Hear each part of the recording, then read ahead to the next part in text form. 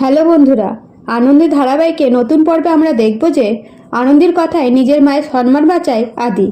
আদির মাকে আদির বাবা অপমান করলে আদির মা ভেতর থেকে ভেঙে পড়ে আর আনন্দীকে বলে, আমি একটা অপদার্থ, আমি কিছু ঠিকমতো করতে পারি না। এইসব বলে আনন্দীকে জড়িয়ে ধরে কাঁদতে থাকে। তখন আদি এসে উপস্থিত হতেই আনন্দী বলে, আমি এই বাড়ির কেউ না, তাই আমি কিছু বলতে পারি না।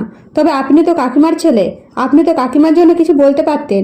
এসব কথা শুনে আদি নিজের মাকে টানতে টানতে বসার ঘরে নিয়ে যায় এবং সকলের সামনে বলে, আমি মেডিনে জয়েন করব, তার জন্য আমার মাকে 50% শেয়ার দিতে হবে। এইসব শুনে আদির বাবা বলে, তোমার মায়ের সেই যোগ্যতা আছে? তোমার মা 9 পাস। তখন আদি বলে, মা সই করতে পারো তো? তখন আদির মা বলে, হ্যাঁ পারি। এদিকে আদির বাবা বলে, শুধু সই করতে জানলে হবে না, যোগ্যতা থাকা দরকার। তখন আদি বলে, আমি এই পদের জন্য মাকে যোগ্য বলে মনে করি।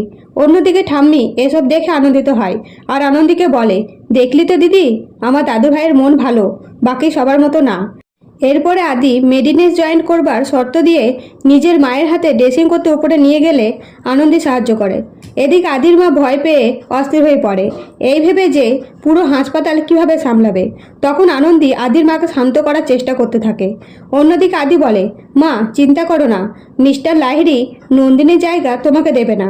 এরপরে আনন্দী বাড়ি ফেরবার সময় আবার রকেট দাদাকে শাসিয়ে যায়।